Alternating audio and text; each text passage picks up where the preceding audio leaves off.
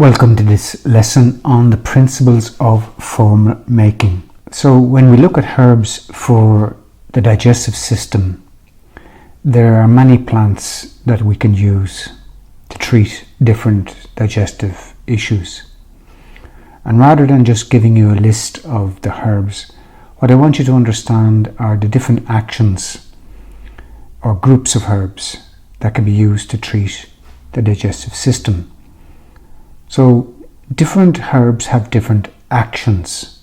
So what does a herb do? In the case of bitter, bitter is an action of the herb. Some herbs are bitter. They act in a bitter way, and that bitterness improves digestion. Arsilagogues, hepatics, laxatives, emetics, antiemetics, demulcents, carminatives, astringents and antispasmodics. So beginning with bitters, in this course we're going to focus a lot on bitters. Bitters promote appetite and improve digestion. Simply, wormwood is a very good example of a bitter. But every herb is not limited to one action. In the case of wormwood, it has several actions. It has bitter tonic action, carminative action, antiemetic action, and anti-inflammatory actions. When we then look at the silagogues, these are herbs that stimulate the flow of saliva, which starts the digestive process in the mouth. And examples are cayenne pepper, ginger, licorice, and Turkish rhubarb root. When we look at hepatics, these are herbs that strengthen the liver, and the liver is a very important part of digestion, causing the increase in the flow of bile from the liver into the digestive tract. Herbs such as barberry, wild yam, dandelion root, and yellow dock. These herbs have several actions as well. They're not just hepatics. So when you use a herb, you're using a multitasker. Laxatives promote evacuation of the bowels, where there's constipation, for example.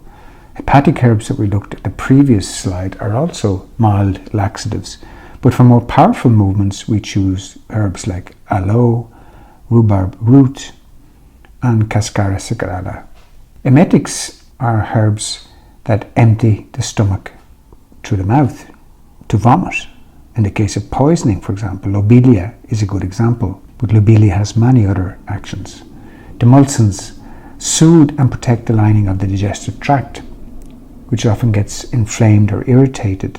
So we need herbs to soften the digestive tissue, to reduce inflammation, reduce inflamed heat.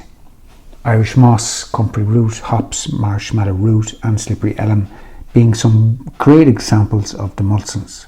Carminatives are herbs that relax stomach muscles with their volatile oils. They also help to increase peristalsis of the intestine system, which is the movement of the digestive system. Herbs like aniseed, cardamom, cayenne, fennel, ginger, and peppermint. Astringents are important because they contract the cell walls where tissue is loose, and they strengthen the tissue, making it stronger, making it more effective in its role. Herbs like meadowsweet, nettle, and oak bark.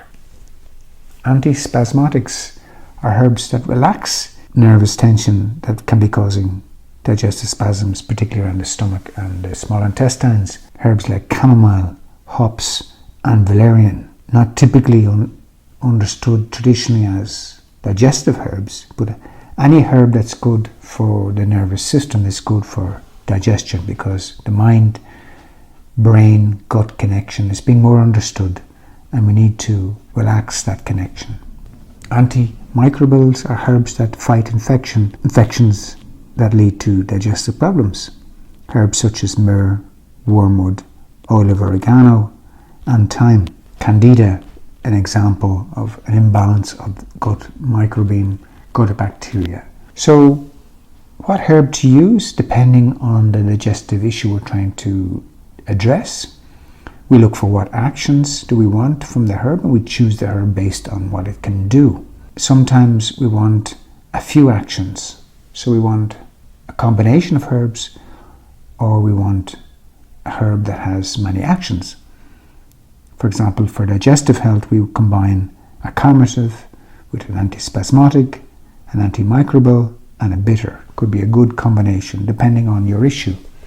But remembering that herbs have many functions, many actions, and there are herbs like wormwood that has several actions. So if you find that one herb that can do all that you need it to do, it's a perfect tonic. Bitter tonic, in the case of wormwood, it's a carminative, anti-emetic, and anti-inflammatory. You could combine wormwood with valerian and chamomile, or just with wormwood and chamomile, or you could combine wormwood with valerian and licorice, or wormwood and licorice. So you begin to see that you're trying to mix herbs that complement each other, that bring a wider set of actions together, an alchemy of such, and that's what we're going to learn in this course. In making your own bitters, we're going to see how to address what is the health digestive problem you have, what combination of herbs do I need to bring into my bitter. This course is focusing on bitters because bitters are great for digestion, but what we want to do is bring into your bitters the alchemy of other actions, other herbs that will strengthen the action of the combined bitter. Swedish bitter has been a classic example of a herb that survived many years and why bitters continue to be so popular, because they're so effective. So later in the course we learn how to make your own formulas, teas, infusions, decoctions and tinctures, and then how to make a tincture of bitters, how to make your own Angostura bitters, your own Swedish bitters for the problems you have. So I hope this lesson helped you understand some of the principles of formula making and how a little bit of an understanding can help you begin to experiment with your own formulas later. See you in the next lesson.